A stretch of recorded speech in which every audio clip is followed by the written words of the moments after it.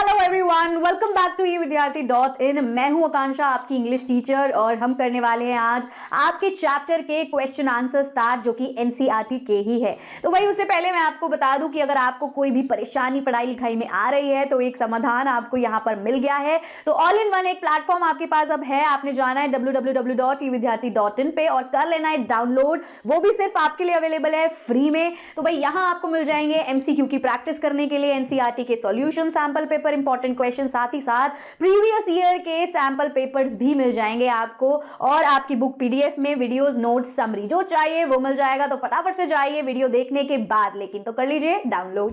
तो चलिए आइए स्टार्ट करते हैं। नमस्ते बच्चों, welcome to our class today. आज हम सब मिलकर मैग्नीफाइंग ग्लास पोएम के एक्सरसाइजेस सॉल्व करने वाले हैं। It's going to be a lot of fun. So are you all ready with your notebooks and pens? Great, चलिए let's start with our very first question. Okay, so our first section is completing the poem summary. यहाँ हम poem की एक summary को complete करेंगे। So here's the task for you. हमें नीचे दी गई समरी को पोएम से आने वाले सही वर्ड से फिल करना है। Let's read the sentences together. The poem describes the magic of seeing the world through a one blank. It reveals how tiny things like 2 blank and 3 blank can appear vast and complex. Even a 4 blank of water can seem like a hive of 5 blank. The poet is impressed at how the spider spins its 6 blank from its 7 blank. The poem ends with the idea that through lenses, the 8 blank could seem within reach. तो अब आप थोड़ा सा time लीजिए, poem को याद कीजिए और इन 8 ब्लैंक्स को अपनी नोटबुक में फिल करने की कोशिश कीजिए। You can do it! Alright, I hope everyone has written down their answers, तो अब टाइम है चेक करने का। Let's see the correct answers together. चलिए अब हर ब्लैंक को एक एक करके समझते हैं।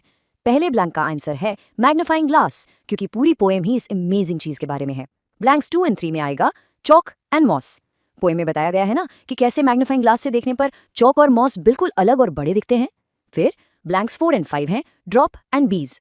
आपको पोएम की वो लाइन याद है, a drop of water like a hive of बीज। एग्जैक्टली। नंबर 6 और 7 के आंसर्स हैं वेब सिल्क एंड स्पिनरेट्स। पोएट इस बात से बहुत इंप्रेस्ड है कि स्पाइडर कैसे अपने स्पिनरेट्स से इतना सुंदर वेब सिल्क बनाता है। और आखिरी नंबर 8 का आंसर है मून, क्योंकि पोएम के एंड में पोएट कल्पना करता है कि लेंसेज से शायद चांद तक पहुंचना भी पॉसिबल लग सकता है।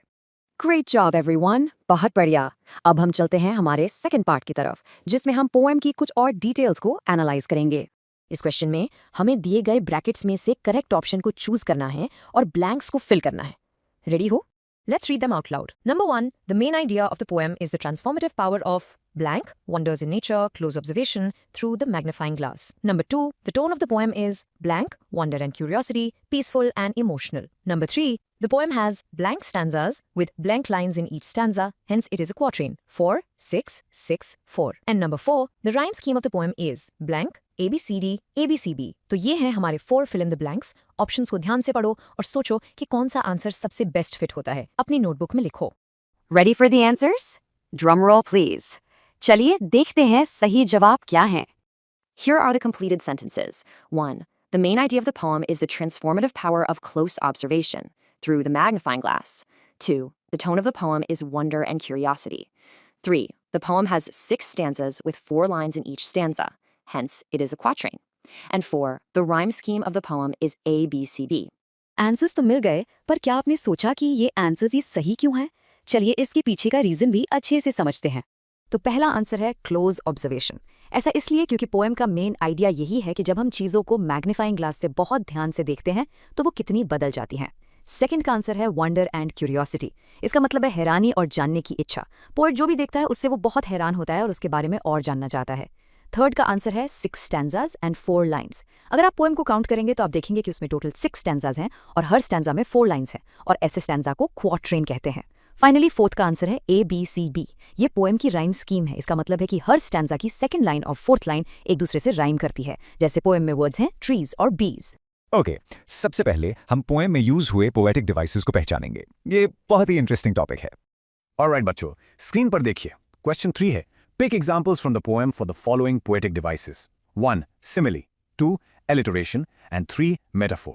चलिए अब इसके आंसर्स देखते हैं। अपनी नोटबुक्स निकाल लीजिए और नोट करना शुरू कीजिए। सबसे पहले है सिमिली। इसका एग्जाम्पल है a drop of water like hive of बीज।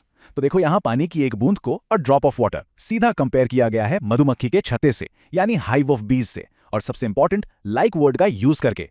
जब भी हम लाइक या एज यूज करके दो अलग अलग चीजों को कंपेयर करते हैं ना, तो वो सिमिली होता है, सिंपल। अब नेक्स्ट है alliteration. The example is forest flowers. ध्यान से सुनो, फॉरेस्ट फ्लावर्स, दोनों वर्ड्स एफ साउंड से शुरू हो रहे हैं, राइट? जब पास प्लस के वर्ड्स में सेम स्टार्टिंग साउंड रिपीट होता है, उसे हम ऑलिटरेशन कहते हैं। और लास्ट है metaphor. The example is magic talk. यहां मैग्नीफाइंग ग्लास की जो एबिलिटी है, उससे डायरेक्टली मैजिक टॉक कहा गया है। यहां लाइक या एज यूज नहीं हुआ, ये एक डायरेक्ट कंपैरिजन है, इसीलिए ये एक मेटाफर है। समझ आया? ग्रेट। बहुत अच्छा। चलो अब अगले क्वेश्चन पर चलते हैं।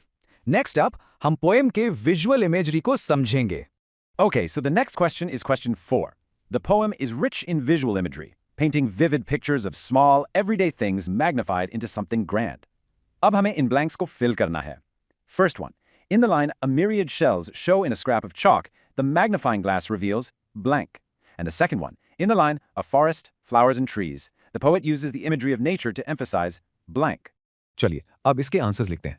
पहले फर्स्ट ब्लैंक को फिल करेंगे। Number 1, in the line "a myriad shells show in a scrap of chalk," the magnifying glass reveals intricate patterns and hidden details inside ordinary chalk. तो इसका मतलब क्या हुआ? इसका मतलब है कि जब हम मैग्नीफाइंग ग्लास से देखते हैं तो एक नॉर्मल से चौक के टुकड़े के अंदर भी अनेकों यानी काउंटलेस छिपे हुए शेल जैसे खूबसूरत पैटर्न्स दिखाई देते हैं। अमेजिंग है ना? एक छोटी सी चीज में इतनी सारी डिटेल्स हैं। अब आते हैं सेकंड पार्ट पर। Number 2, in the line "a forest, flowers and trees," the poet uses the imagery of nature to emphasize the vastness and complexity of an inch of moss when magnified. इस line में poet एक छोटे से moss यानी काई के टुकड़े को एक पूरे जंगल से कंपेयर कर रहे हैं, जिसमें फूल और पेड़ सब कुछ है। ऐसा करके वो हमें ये बताना चाहते हैं कि मैग्नीफाइंग ग्लास के नीचे वो छोटा सा मॉस कितना बड़ा, कितना विशाल और डिटेल दिखता है, बिल्कुल एक असली जंगल की तरह। Alright, so our first question is all about punctuation. Yeah, you know those little marks in our sentences. It's actually really interesting. चलो देखते हैं। So the question is, the poet uses exclamation marks in lines, "the tigerish claws he has, with all those eyes," and "in an afternoon," because it blank. चलो, सोचो यहाँ क्या आना चाहिए?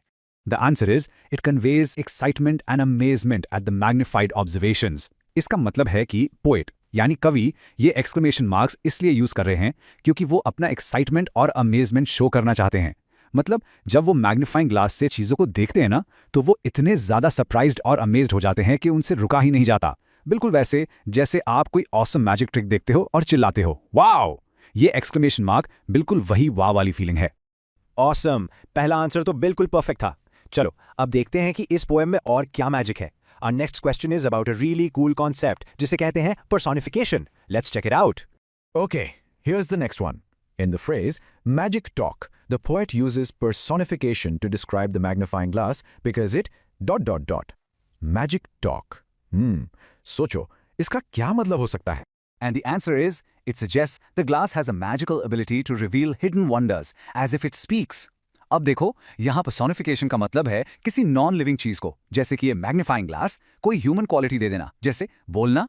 Poet कह रहे हैं कि ग्लास मैजिक टॉक करता है, जादुई बातें करता है। ऑफ कोर्स एक ग्लास सच में बोल नहीं सकता, राइट? बट ऐसा कहने से हमें ऐसी फीलिंग आती है जैसे ग्लास जिंदा हो और वो हमें सारे छुपे हुए सीक्रेट्स, सारे हिडन वंडर्स बता रहा हो, बिल्कुल एक दोस्त की तरह जो कान में आके सीक्रेट बताता है। सो अब तक हमने देखा कि पोएट ने छोटी छोटी चीजों से हमें कैसे एक्साइट किया। अब let's take a step back और पोएम के पूरे स्ट्रक्चर को देखते हैं, उसके थीम को समझते हैं। ये क्वेश्चन पोएम के पैटर्न के बारे में है। Each stanza follows a repetitive pattern of introducing a small or ordinary object and then describing the extraordinary details revealed through magnification.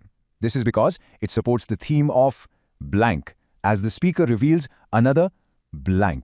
यहाँ दो blanks हैं तो थोड़ा ध्यान से सोचना पड़ेगा। तो जवाब है, it supports the theme of close observation and reveals the hidden beauty in everyday things. So, ये जो पैटर्न है ना कि हर स्टैंजा में एक छोटी सी चीज को बड़ा करके दिखाया जा रहा है, ये बार बार हमें पोएम का मेन मैसेज याद दिलाता है। और मैसेज क्या है कि अगर हम क्लोज ऑब्जर्वेशन करें, यानी चीजों को बहुत ध्यान से, बहुत गौर से देखें, तो हमें रोज की ऑर्डिनरी चीजों में भी एक छिपी हुई खूबसूरती, एक हिडन ब्यूटी दिखेगी। ये पैटर्न ही पोएम की थीम को और भी स्ट्रांग बनाता है। Okay, we're on our final question and this one is super exciting. अभी तक तो हम छोटी छोटी चीजों पर जूम इन कर रहे थे, but now the poet suddenly zooms out और हमें कहीं बहुत बहुत दूर ले जाते हैं। कहाँ? Let's find out. So here it is. In the final stanza, the poet shifts from small everyday objects being magnified to a celestial body like moon because blank. ये तो सोचने वाली बात है, right? एक फ्लाई से सीधा मून पर। Why do you think the poet did that? क्योंकि it shows the limitless potential of magnification to explore both the micro and macro worlds. ये जो फाइनल शिफ्ट है ना, ये बहुत पावरफुल है।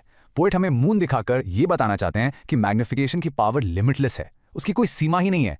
हम इसे सिर्फ छोटी छोटी चीज़ों यानी माइक्रो वर्ल्ड को ही नहीं देख सकते, बल्कि आसमान में जो बहुत बड़ी बड़ी चीज़ें हैं यानी मैक्रो वर्ल्ड, उन्हें भी एक्सप्लोर कर सकते हैं। इट्स अ परफेक्ट एंडिंग जो हमें सिखाता है कि क्यूरियोसिटी की और चीज़ों को ध्यान से देखने की कोई लिमिट नहीं होती। वंडर्स हर जगह हैं, हमारे पास भी और हमसे बहुत दूर भी। तो आई होप आपको चैप्टर के क्वेश्चन आंसर्स अच्छे से समझ आ गए होंगे। Thank you so much for watching. फिर मिलेंगे अगली वीडियो में। Bye bye cuties. तो करना क्या है, लाइक, सब्सक्राइब एंड शेयर।